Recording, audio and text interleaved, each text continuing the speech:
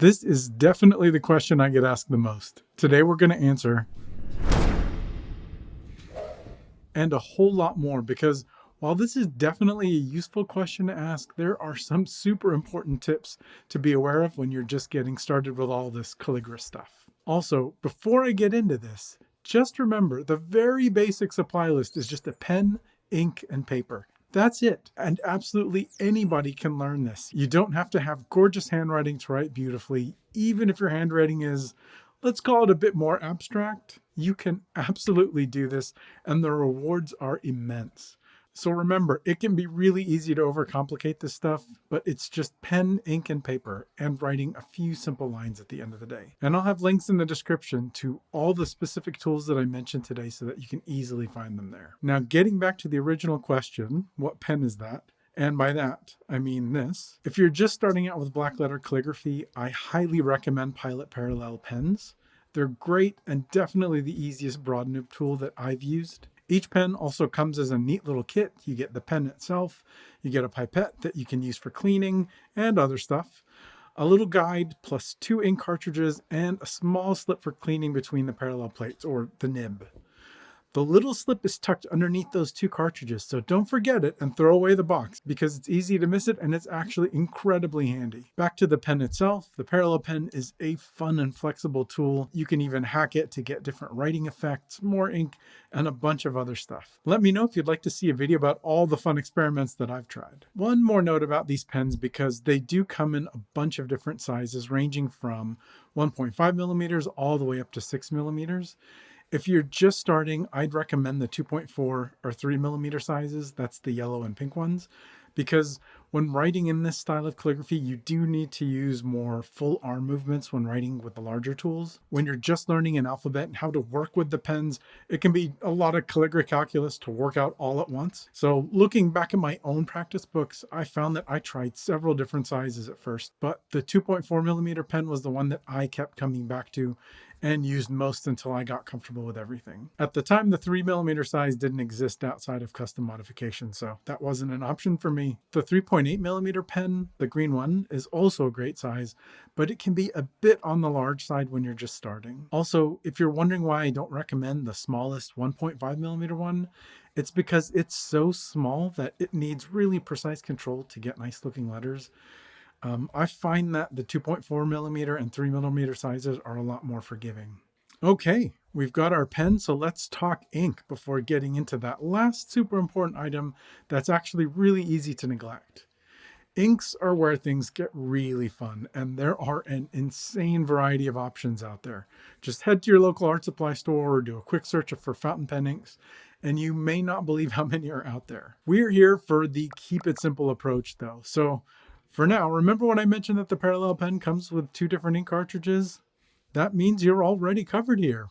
Pretty awesome, right? I would definitely recommend you get some more cartridges though, because depending on the size of the pen and how much writing you do, you can actually burn through a cartridge pretty fast. For the parallel pens, you can get refill cartridges in a bunch of different colors in a 12 pack, or get boxes of the individual colors if you find some that you particularly love.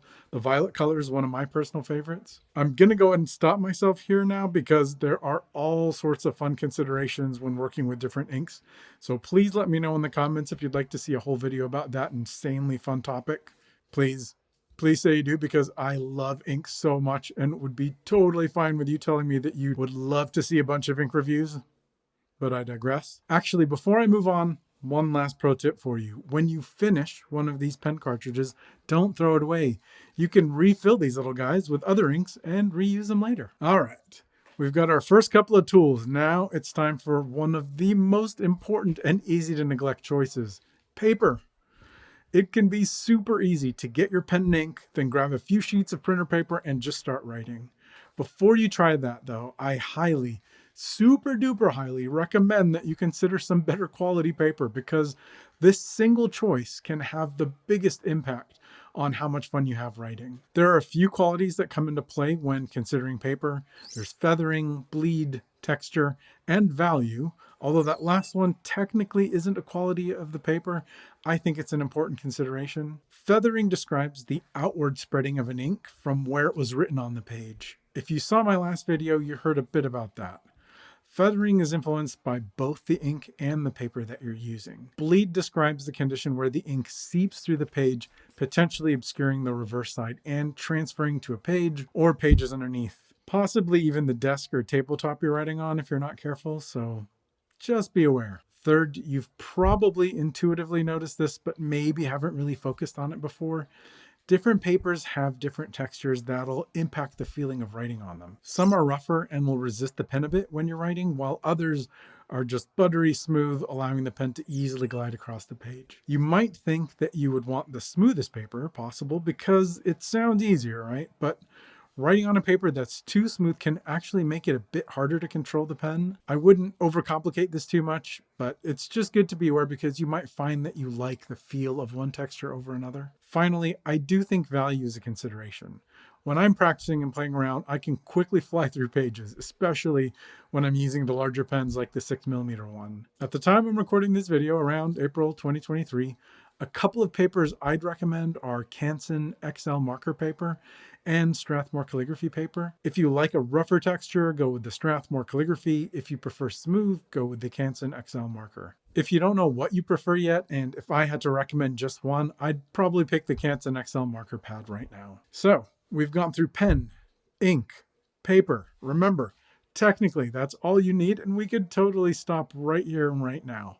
But there are just a few other tools that can be really helpful, so I'll quickly run through those. A light box is super handy for a lot of different projects, especially when you're using guide sheets. This way you can just print the guide sheets on regular printer paper and use them under your favorite writing paper. A pencil, eraser, and ruler are also very handy for drawing guidelines. Any will do, but I would say parallel line ruler really saves some time. Also, my personal favorite erasers, and believe me, I've tried a bunch, are the Prismacolor Art Gum for big areas and Pentel Quick Erasers for small details. A dusting brush also helps with wiping away eraser dust. Just make sure your ink is dry when you use it. Wait a second. Is eraser dust, is that the right term? Would it be eraser shreds? Remnants? Fragments? Whatever you call that stuff. In fact, super critical question. What do you call that stuff that's left over after erasing? Let's pin down a name together. I'd really like to get to the bottom of this. Anyway, one final item, an angled drawing board or a drafting table can really help with posture and repetitive strain problems. I've used one in the past and did find it really helpful rather than craning over a flat desk. I'm just in the process of getting a new one now, so I don't have it to show in the video, but I'll keep you posted there. That's it. Just to recap, if you're just starting and want the bare essential Blackletter kit that'll set you up for success, I recommend the Pilot Parallel pen, some additional cartridges, and some Canson XL marker paper. All right, once you've got your stuff, this video here or here somewhere will show you how to write an entire lowercase Blackletter alphabet using basically just 4 simple straight lines. I'm not joking. Now go have fun, keep writing, playing, and have an absolutely fantastic day.